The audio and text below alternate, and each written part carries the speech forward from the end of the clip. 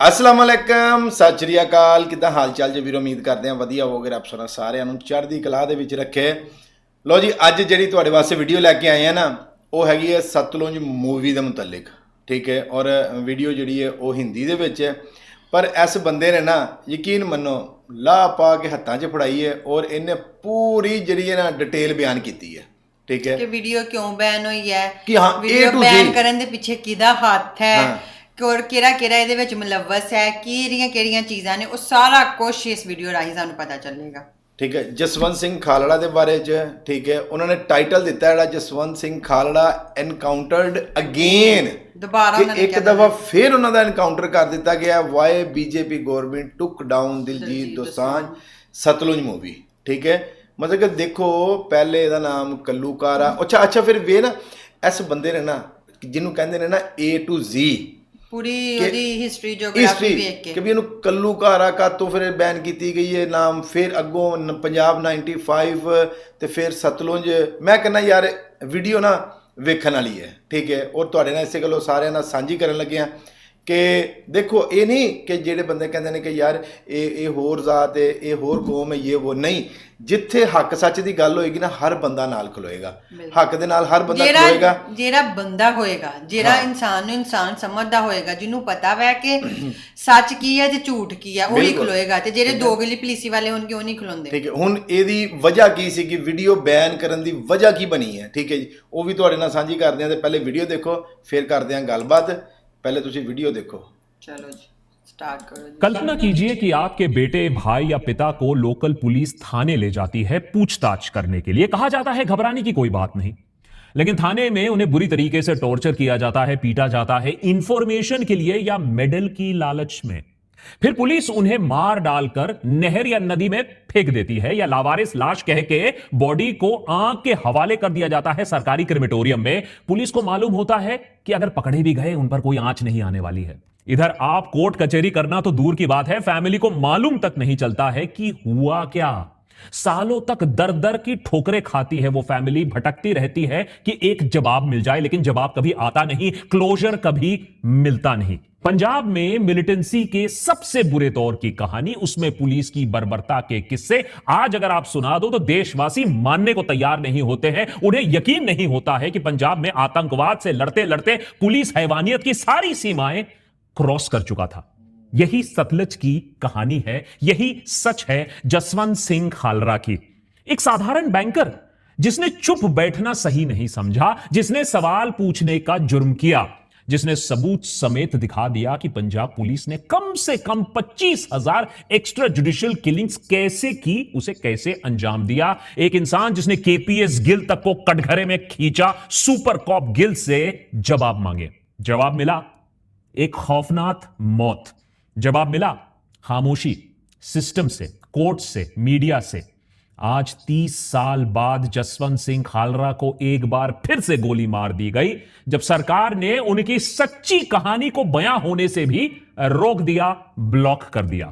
पंजाब में आतंकवाद और खालिस्तानी सेपरेटिज्म का जो दौर था वो सच है, इस पर कोई डिबेट नहीं है, लेकिन उतना ही कड़वा सच है पुलिस की बर्बरता, एनकाउंटर किलिंग्स का वो दौर जिनका आतंक से दूर दूर तक कोई लेना देना था नहीं।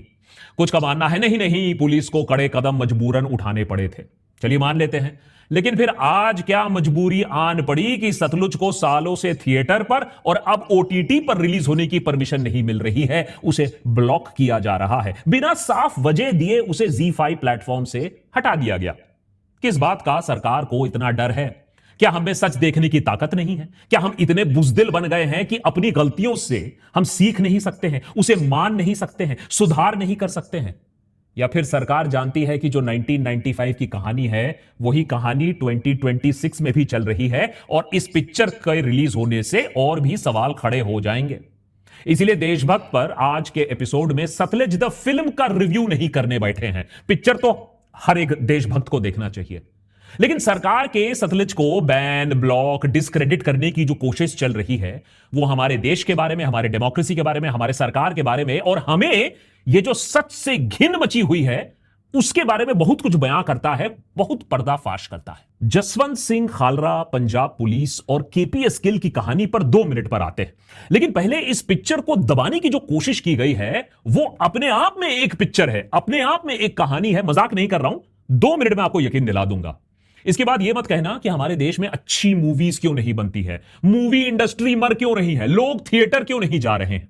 इस पिक्चर की शूटिंग 2022 में कंप्लीट हुई थी। डायरेक्टर हनी त्रेहन, प्रोड्यूसर है RSVP मूवीज के रोनी स्क्रूवाला, और इस फिल्म की जान है दिलजीत दोसांझ और अर्जुन रामपाल जैसे एक्टर्स। शुरू में इस फिल्म का नाम था घल्लू घारा। यह शब्द 1746, 1762 और 1984 के सिख मैसेकर्स के लिए इस्तेमाल किया गया था। Central board of film certification CBFC को यह फिल्म सबमिट किया गया। बोर्ड इसे A सर्टिफिकेट देकर रिलीज भी कर सकती थी, चलो कुछ कट्स यहां वहां करके रिलीज कर सकती थी, लेकिन यह तो ठहरा नया भारत। सच और वास्तविकता आपको दिखानी है, पुलिस की बर्बरता पर आपको फोकस करना है, सच्ची घटनाओं पर आधारित आपको पिक्चर बनानी है। आओ बेटा साइड में आओ, बात करते हैं। सबसे पहले CBFC कहता है कि टाइटल तो चेंज करो, घल्लू घारा नहीं चलेगा। ठीक है, फिल्म मेकर्स इसका नाम बदल देते हैं। अब नाम रखा गया पंजाब 95। बाद में इसे भी चेंज करके सतलुज करना पड़ा, वो अपने आप में कहानी है, बाद में आते हैं। फिर CBFC ने कहा अच्छा कट्स करने पड़ेंगे। कितने? 127 कट्स करने पड़ेंगे। नॉर्मल फिल्म में 5 से 10 कट्स भी अगर हो जाते हैं तो बड़ा कंट्रोवर्सी हो जाता है, उसे कंट्रोवर्शियल पिक्चर कहा जाता है। यहां 127 कट्स मांगे गए थे। मैंने फिल्म की रूह, जान, आत्मा, अंतड़ियां सब कुछ निकाल बाहर फेंक दो, फिर हम सोचेंगे इसे सर्टिफिकेट देंगे या नहीं देंगे। CBFC चाहती थी कि फिल्म मेकर्स रियल लोकेशन के जो रेफरेंसेस हैं उसे हटा दे, पंजाब पुलिस का नाम हटा दे, एक्टिविस्ट जसवंत सिंह खालरा जिन पर यह पिक्चर आधारित है, CBFC चाहता था कि उनके इन्वेस्टिगेशन के स्पेसिफिक डिटेल्स ही हटा दिए जाएं। बेसिकली हर वो चीज हटाने को कहा गया जिससे यह फिल्म की कहानी सच्ची लगती है। अब देखिए, अगर वो धुरंधर टाइप मूवी होती जहां नोटबंदी का लॉजिक समझाया गया था, वो तो CBFC 1 सेकंड में पास कर देती। अब जाहिर सी बात है कि फिल्म मेकर्स ने इतने सारे कट्स करने से मना कर दिया। CBFC के ऑर्डर को आमतौर पर FCAT यानी फिल्म सर्टिफिकेशन एपेलेट ट्राइब्यूनल पर चैलेंज किया जा सकता है। लेकिन मैंने क्या कहा था, यह तो ठहरा नया भारत। मोदी सरकार ने यह ट्राइब्यूनल को ही 2021 में डिसॉल्व कर दिया था। अमा क्या जरूरत है, हटाओ इसको। अब निर्माताओं के पास बॉम्बे हाईकोर्ट जाने के अलावा और कोई ऑप्शन नहीं बचता है, तो भाई वो बॉम्बे हाईकोर्ट जाते हैं। वहां लंबा केस शुरू होता है। पिक्चर अभी आधी हुई है। डेमोक्रेसी और फ्रीडम ऑफ स्पीच का जो तमाशा है, अब हम इंटरमिशन के बाद उसे चालू करेंगे। हां, पॉपकॉर्न ले लिया, गुड। अब 2023 में टिफ या टोरंटो इंटरनेशनल फिल्म फेस्टिवल के लिए यह फिल्म सिलेक्ट होती है। यहां इस फिल्म का वर्ल्ड प्रीमियर होने वाला था, लेकिन फिर बिना कोई ऑफिशियल स्टेटमेंट के इस फिल्म को टिफ लाइनअप से हटा दिया जाता है। कहां से प्रेशर आता है, किसने बोला हटाने को, हमें नहीं मालूम है, लेकिन इतना मालूम है कि इंटरनेशनल इनकाउंटर हो जाता है पंजाब 1995 का। एक तरफ कोर्ट में लड़ाई चल रही है, दूसरी तरफ फिल्म मेकर्स इसे इंटरनेशनली रिलीज करने के प्लान्स बना रहे हैं कि चलो भारत में नहीं सही, इंटरनेशनली इसे रिलीज कर देते हैं। पिछले साल फरवरी में भी इंटरनेशनल रिलीज का प्लान हुआ था, लेकिन वो प्लान भी सक्सेसफुल नहीं हो पाता है। फाइनली फिर इस महीने चुपचाप बिना किसी खास प्रमोशन के बड़े गुरिल्ला स्टाइल में इस फिल्म को OTT पर रिलीज कर दिया जाता है, ZEE5 पर रिलीज कर दिया जाता है, वो भी 0 कट्स के साथ। OTT प्लेटफॉर्म्स वैसे भी सेंसर बोर्ड के पर्व्यू में नहीं आते हैं। अब प्लेटफॉर्म्स खुद से ही एज रेटिंग और बाकी वार्निंग्स अपना ऐड कर सकते हैं। दिलजीत फिल्म की रिलीज से पहले इंस्टाग्राम लाइव में कंफर्म करते हैं कि इस वर्जन में एक भी कट नहीं है।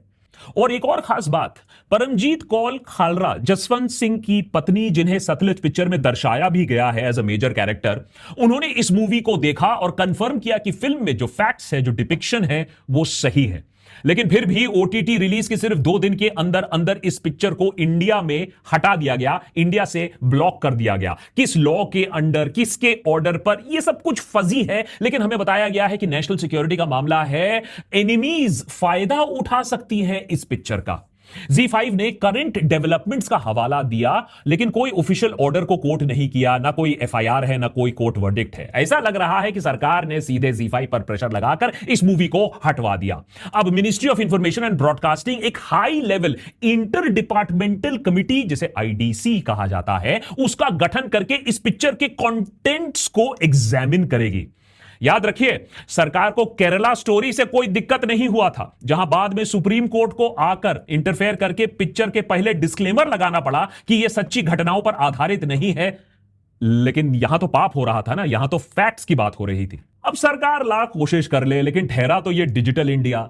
तो एक तरफ ZEE5 कह रहा था कि हम पिक्चर को इंडिया में वापस रिलीज करने की कोशिश कर रहे हैं, आप थोड़ा सा रुकिए, लेकिन दिलजीत दोसांझ खुद ही लोगों को बोल रहे हैं कि भैया जैसे हो कैसे हो, मूवी को जाकर देख लो। सरकार को चुनौती तक दे रहे थे दिलजीत दोसांझ कि अब ब्लॉक करके दिखाओ इंटरनेट पर। सरकारी बाबुओं को आज समझ में आ रहा है कि स्ट्राइसेंड इफेक्ट क्या होता है। दरअसल सोशियोलॉजिस्ट कहते हैं कि हमारी प्रवृत्ति इंसानों की ऐसी होती है कि कुछ अगर उनके सामने बैन कर दिया जाए, ब्लॉक कर दिया जाए या सेंसर कर दिया जाए, करने की कोशिश की जाए, तो उसे देखने की इच्छा हमारे अंदर और जग जाती है। सतलुज को आज लोग दबा दबा कर ऑनलाइन डाउनलोड कर रहे हैं और खूब देख रहे हैं, और इसमें बहुत कुछ है। बाय द वे, अगर आप देखोगे तो आप समझ पाओगे सरकार जनता से इन चीजों को छुपाना क्यों चाहती है। सरकार चाहती है कि ऐसे चीजों को हम भूल क्यों जाएं। इस फिल्म की कहानी शुरू होती है 1995 अमृतसर से। जसवंत सिंह, जिनका किरदार दिलजीत निभाते हैं, बखूबी निभाते हैं बाय द वे, एक साधारण से बैंक कर्मी है, नॉर्मल फैमिली मैन, एक सेटल्ड कंफर्टेबल लाइफ है। वो एक्टिविस्ट तक नहीं है, बस एक आम इंसान है जो देख रहा है कि उसके आसपास क्या चल रहा है, और जो चल रहा है वो काफी खौफनाक और डरावना है। पंजाब में मिलिटेंसी कंट्रोल करने के नाम पे पंजाब पुलिस की एक सेक्शन खुलेआम लोगों को अगवा कर रही है। जवान लड़के, किसी का बेटा, किसी का भाई। जब फैमिली थाने पहुंचती है, पुलिस कहती है, हमें तो पता ही नहीं, कोई FIR नहीं है, कोई रिकॉर्ड नहीं है, बस गायब। पंजाब में उस समय रहने वाले किसी इंसान से पूछ लो, वो बोलेगा ये बात बिल्कुल सही है, इसके वो गवाह हैं। ऐसे माहौल में खालरा एक बार पुलिस स्टेशन जाता है अपने एक दोस्त की मां के लिए कुछ जानकारी लेने के लिए। वहां वो जो एटमॉस्फेयर देखता है, उससे उसके अंदर कुछ शिफ्ट होता है। फिर वो चुपचाप म्यूनिसिपल क्रिमेशन ग्राउंड के रिकॉर्ड्स खंगालने लगता है। पट्टी, दुर्गियाना, तरनतारन, हर जगह उसे एक पैटर्न दिखने लगता है। रजिस्टर पर रजिस्टर, और एक ही एंट्री बार बार मिलती है, अनजान बंदे की लाश, सीधा क्रिमेटेड। न नाम, न पता, न कोई क्लेम करने वाला आया, सिर्फ एक नंबर, एक एंट्री, कहानी खत्म। वो 3 क्रेमेटोरिया के रिकॉर्ड्स खंगालता है, और उन सिर्फ 3 में उसे 2000 से ज्यादा ऐसी एंट्रीज मिलती है।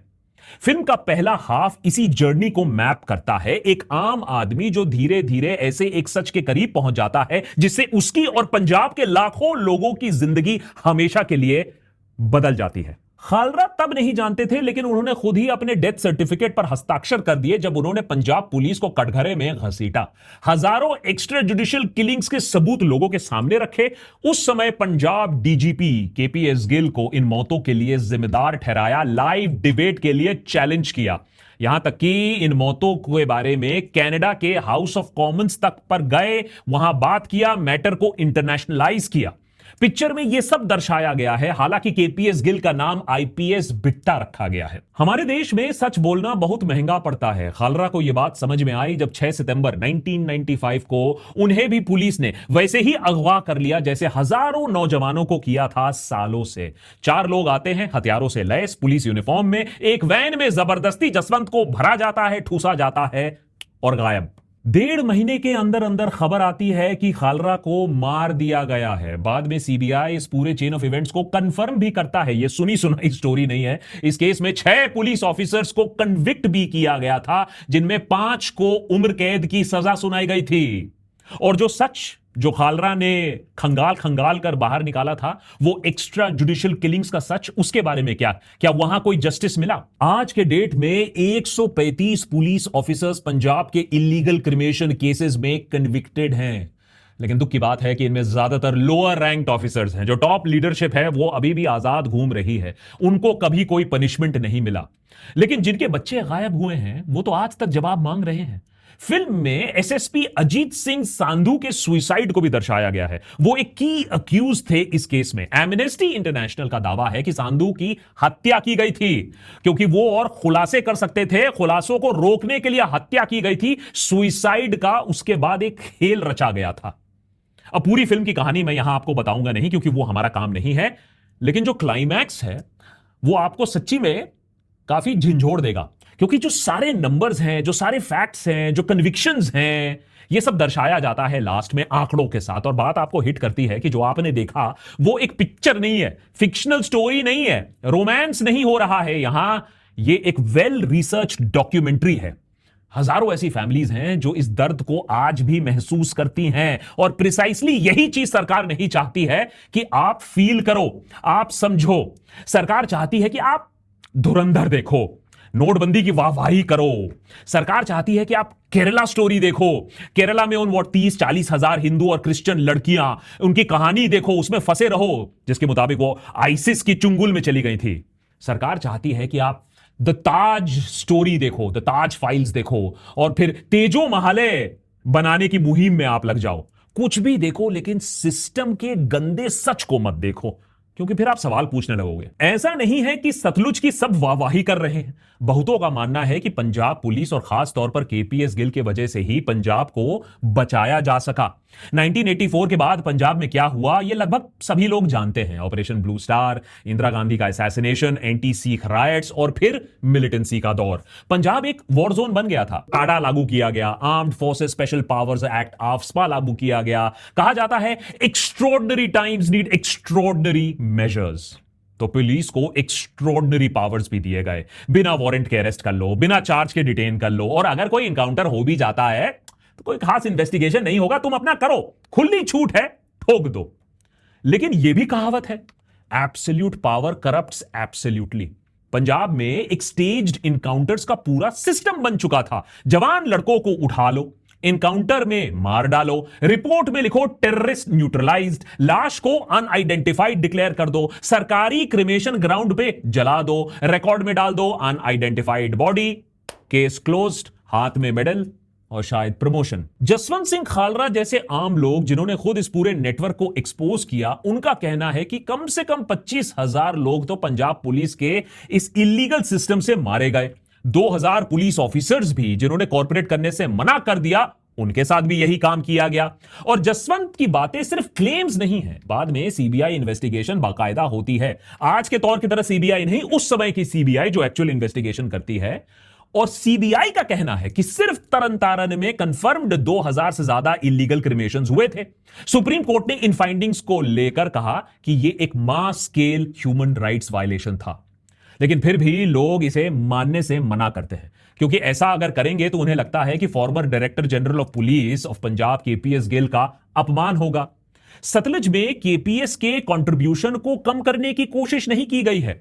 उनकी अहम भूमिका है आतंक को खत्म करने में, इसमें कोई डिबेट नहीं है। लेकिन मैच्योरिटी इस बात में भी है कि हम इस बात को समझे, इस बात को माने कि जब सिस्टम, कोई भी सिस्टम मिलिटेंसी से डील करने की कोशिश करता है तो पुलिस एक्सेसेस के केस होते हैं, कोलैटरल डैमेजेस होते हैं, करप्ट पुलिस ऑफिसर सिस्टम का फायदा उठाते हैं।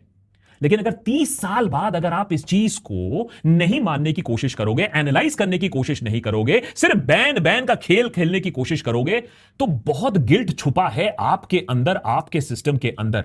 और दुख की बात या फ्रस्ट्रेशन की बात आप कह लो, ये सारे फैक्ट्स कोर्ट में प्रमाणित है। ये कोई जर्नलिस्टिक इन्वेस्टिगेशन या किसी किताब पर भी आधारित नहीं है, कोर्ट रिकॉर्ड पर आधारित है। इनफैक्ट हाई कोर्ट ने तो पुलिस किलर्स की सजा और भी ज्यादा बढ़ा दी थी। तो किस बात से आप शर्मा रहे हो? या फिर सरकार इस बात से डर रही है कि बिल्कुल ऐसी ही इनकाउंटर किलिंग्स आज देश के दूसरे जगह, चाहे वो कश्मीर हो, चाहे वो यूपी हो या बिहार जैसे स्टेट्स में भी चल रहा है। वहां तो कोई खालिस्तानी नहीं है यूपी बिहार में, तो ये पंजाब वाली जो एफिशिएंट सिस्टम है, ये यहां कैसे चल रहा है? इसके बारे में पूरा का पूरा एपिसोड बना के रखा है, देख लीजिएगा। क्योंकि extraordinary times need extraordinary measures.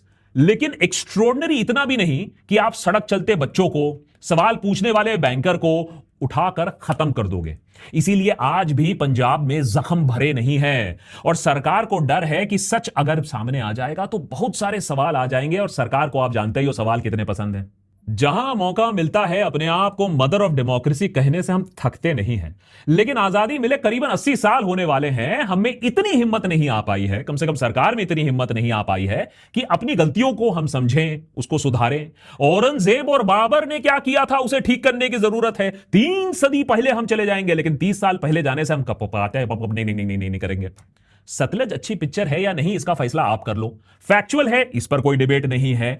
और इस तरीके से इनकाउंटर करना पिक्चर का फिर से साबित करता है कि हमारा देश डेमोक्रेसी के तरफ नहीं, एक ऑटोक्रेटिक सेंसरशिप ड्रिवन स्टेट की तरफ जा रहा है, जहां सच से एलर्जी हो गई है और झूठ और प्रोपेगेंडा से प्यार हो गया है। और जो लोग कह रहे हैं कि सतलुज प्रोपेगेंडा है, तो मैं एक बात साफ कर देता हूं, मैं कोर्ट रिकॉर्ड की बात छोड़ दो, जहां आपको दिखे कि सरकार बच्चों को बसेस में ठूस के टैक्स फ्री करके, जहां सुप्रीम लीडर खुद ट्वीट कर रहे हैं पिक्चर के बारे में, वो आप समझ लीजिए प्रोपेगेंडा है। कौन सी पिक्चर प्रोपेगेंडा नहीं है? जो सरकार दबा दबा के कोशिश करेगी कि इसको रिलीज ना होने दे, इसको बैन कर दिया जाए, ब्लॉक कर दिया जाए, वही पिक्चर आप समझ लीजिए कि प्रोपेगेंडा नहीं है। सरकार जानती है कि जसवंत सिंह खालरा की कहानी सिर्फ एक आदमी, एक राज्य, एक समय की कहानी नहीं है। सतलज हर उस जगह की कहानी है जहां सरकारी पावर को मिसयूज किया जा रहा है, आम लोगों को कुचला जा रहा है। कश्मीर में सालों से एक एक्स्ट्रा जुडिशियल किलिंग की खबरें आती रहती हैं, आफ्सपा सालों से वहां लागू है। मणिपुर में भी बीते 3 सालों से क्या हालत है हमें मालूम है, एक्स्ट्रा जुडिशियल किलिंग की खबरें वहां भी आई हैं। हां, इन जगहों पर सिक्योरिटी फोर्सेस को उतना ही खतरा होता है और सुरक्षा के लिए एक्स्ट्रा पावर्स भी उन्हें मिलने चाहिए, मैं इस बात से कंप्लीटली सहमत हूं। लेकिन अकाउंटेबिलिटी भी किसी हद तक जरूरी है, यह देखना जरूरी है, यह पूछना जरूरी है कि उन एक्स्ट्रा पावर्स को मिसयूज तो नहीं किया जा रहा है। उस समय की बात छोड़िए, हम 30 साल बाद यह सवाल नहीं पूछ पा रहे हैं। और कश्मीर और मणिपुर और उस वक्त के पंजाब की बात तो तब भी चलो हम समझ लेते हैं, भाई टेररिज्म की बात है, सेप्टिज्म की बात है। लेकिन यूपी बिहार में क्या चल रहा है भैया? एक्स्ट्रा जुडिशियल किलिंग्स का पूरा एक फेस्ट चल रहा है। वहां तो कोई मिलिटेंसी नहीं है, लेकिन आए दिन यूपी में आपको इनकाउंटर की खबरें मिलेंगे। बिहार में तो दिन दहाड़े एक्टिविस्ट को गोली मार दी गई। हमने पूरा एपिसोड बनाया है इसको लेकर, देख लीजिएगा कि इनकाउंटर किलिंग कैसे नॉर्मलाइज हो रहा है हमारे देश में। और इन सब के बीच एक हार्मलेस फिल्म जो एक डॉक्यूमेंटेड हिस्ट्री पर आधारित है, जो सही सवाल उठा रही है, उसे सरकार बैन और ब्लॉक कर दे रही है, क्योंकि उन्हें पता है कि 30 साल पहले के पंजाब की कहानी सुनकर लोग अपने आसपास देखेंगे, उन्हें लगेगा कि अरे ये कहानी तो देश भर में और अलग अलग जगह चल रही है। उनका खून खौलेगा यह देखकर कि सरकार अभी भी कैसे लोगों को दबा रही है, अभी भी कैसे इनकाउंटर किलिंग हो रही है। इसीलिए धुरंधर चल सकती है क्योंकि एनिमी तो बाहर है ना, वो तो पाकिस्तानी है, जिहादी है। सतलुज नहीं चल सकती है क्योंकि उसमें जो एनिमी है, विलन है, वो तो वर्दी में है। दिलजीत दोसांझ का कहना है कि खालरा पर बनी मूवी के साथ भी वही हुआ जो खालरा के साथ 1995 में हुआ था, कि उसका इनकाउंटर कर दिया गया, लीगल हथकंडे अपना दिए गए, आवाज को दबा दिया गया।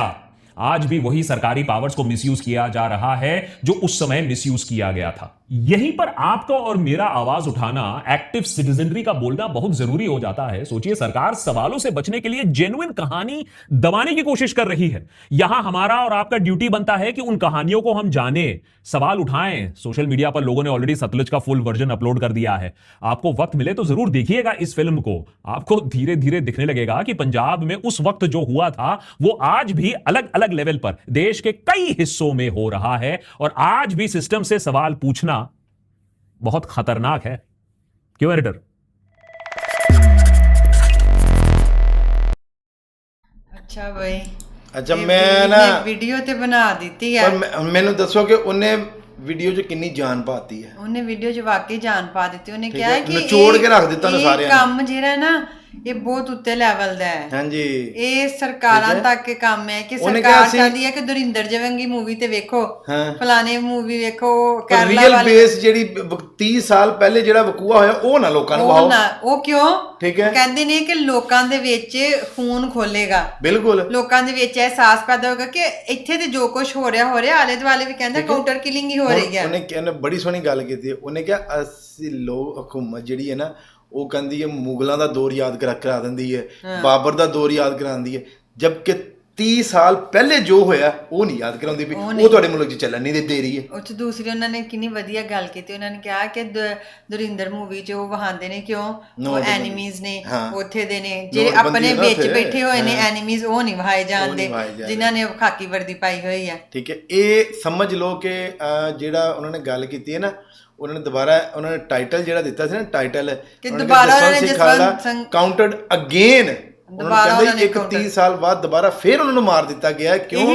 ਇੱਕ ਰੀਅਲ ਬੇਸ ਸਟੋਰੀ, ਇੱਕ ਰੀਅਲ ਵਕੂਆ ਕਿ ਇੱਕ ਆਮ ਆਦਮੀ ਉੱਠ ਕੇ ਉਹਨੇ ਪੂਰੀ ਹਕੂਮਤ ਨੂੰ ਨੰਗਾ ਕੀਤਾ। ਉਹਨੇ ਵਰਦੀ ਦੇ ਵਿੱਚ ਜਿਹੜੀਆਂ ਕਾਲੀਆਂ ਭੇੜਾਂ ਸੀਗੀਆਂ ਉਹਨਾਂ ਨੂੰ ਨੰਗਾ ਕੀਤਾ ਇੱਕ ਸਿੰਗਲ ਮੈਨ ਨੇ, ਬਿਲਕੁਲ ਠੀਕ ਹੈ, ਇੱਕ ਆਮ ਆਦਮੀ ਨੇ, ਠੀਕ ਹੈ, ਇੱਕ ਆਮ ਆਦਮੀ ਨੇ, ਸਿੰਗਲ ਪਰਸਨ ਨੇ ਇਹ ਸਾਰਾ ਕੁਝ ਕੀਤਾ। ਵਿਖਾਇਆ ਕਿਉਂ ਨਹੀਂ ਜਾ ਰਿਹਾ? ਹਾਂ, ਇੱਥੇ ਅਗਰ ਹੁੰਦੇ, ਇੱਥੇ ਅਗਰ ਪੁਲਿਸ ਅਫਸਰ ਹੁੰਦੇ ਜਿਹੜੇ ਪਾਕਿਸਤਾਨੀ ਹੁੰਦੇ, ਫਿਰ ਇਹ ਫਿਲਮ ਰਿਲੀਜ਼ ਹੋਈ ਨਹੀਂ ਸੀਗੀ। ਮੈਂ ਦੱਸਾਂ ਉਹਨਾਂ ਦੇ ਜ਼ਿਹਨ 'ਚ ਕੀ ਹੈ, ਇੱਕ ਉਹਨਾਂ ਨੇ ਇਹ ਵੇਖਿਆ ਕਿ ਇੱਕ ਆਮ ਆਦਮੀ ਨੇ ਉੱਠ ਕੇ ਤੇ ਦੇਸ਼ ਨੂੰ ਸਾਰਾ ਸਿਸਟਮ ਪਾੜਿਆ ਨੇ, ਸਿਸਟਮ ਪਾੜ ਕੇ ਉਹਨੂੰ ਚੈਲੰਜ ਕਰ ਦਿੱਤਾ। ਐਵੇਂ ਕਿਸੇ ਹੋਰ 'ਚ ਹਿੰਮਤ ਨਾ ਆ ਜੇ। ਇਹੀ ਤੇ ਗੱਲ, ਤਾਂ ਹੀ ਤੇ ਕਹਿੰਦਾ ਕਿ ਜਜ਼ਬਾ ਫਿਰ ਦੁਬਾਰਾ ਨਾ ਉੱਠ ਪਵੇ, ਠੀਕ ਹੈ। 30 ਸਾਲ ਪਹਿਲੇ ਇੱਕ ਬੰਦਾ ਉੱਠਿਆ ਤੇ ਉੱਠ ਕੇ ਉਹਨੇ ਸਾਰਾ ਸਿਸਟਮ ਨੰਗਾ ਕਰਕੇ ਰੱਖ ਕਹਿੰਦੇ ਉਹਨਾਂ ਨੇ ਆਪਣੇ ਸਮਝ ਲਓ ਕਿ ਡੈਥ ਸਰਟੀਫਿਕੇਟ ਤੇ ਆਪ ਸਾਈਨ ਕਰ ਦਿੱਤਾ ਸੀ। ਉਹਨਾਂ ਨੂੰ ਪਤਾ ਸੀ ਕਿ ਇਸ ਤੋਂ ਬਾਅਦ ਮੈਨੂੰ ਜੋ ਨਜ਼ਰ ਆਉਂਦਾ ਮੇਰੀ ਮੌਤ ਹੈ, ਉਹ ਦੇਖਿਆ, ਲੇਕਿਨ ਫਿਰ ਵੀ ਉਹ ਪਿੱਛੇ ਨਹੀਂ ਹਟੇ। ਉਹਨਾਂ ਦੀ ਪਰਮਜੀਤ ਕੌਰ ਖਾਲੜਾ ਦੀ ਆਪਣਾ ਵੀਡੀਓ ਨਹੀਂ ਸੀ ਦੇਖੀ? ਹਾਂਜੀ, ਉਹਨਾਂ ਨੇ ਕੀ ਕਿਹਾ ਸੀਗਾ? ਉਹਨਾਂ ਨੇ ਕਿਹਾ ਸੀਗਾ ਤੂੰ ਬੱਚਿਆਂ ਨੂੰ ਪੜ੍ਹਾ ਲੇਂਗੀ। ਕਹਿੰਦੀ ਯਕਦਮ ਉਸ ਦਿਨ ਜਿੱਦਣ ਉਹਨਾਂ ਨੇ ਚੁੱਕਿਆ ਜਾਣਾ, ਉਸ ਦਿਨ ਬਾਹਰ ਪੈਪ ਛੱਡ ਕੇ ਮੈਨੂੰ ਕੋ ਆ ਕੇ ਕਹਿੰਦੇ ਬੱਚਿਆਂ ਨੂੰ ਪੜ੍ਹਾ ਲੇਂਗੀ। ਤੇ ਕਹਿੰਦੇ ਮੈਂ ਜਿਵੇਂ ਆਮ ਰੂਟੀਨ 'ਚ ਸਮਝਿਆ ਕਿ ਉਹਨਾਂ ਨੂੰ ਟਿਊਸ਼ਨ ਜਾਂ ਉਹਨਾਂ ਦਾ ਕੋਈ ਕੰਮ ਸ਼ਾਮ ਹੈ, ਉਹ ਇਹ ਤੇ ਮੈਨੂੰ ਸਮਝ ਹੀ ਨਹੀਂ ਸੀ ਆ।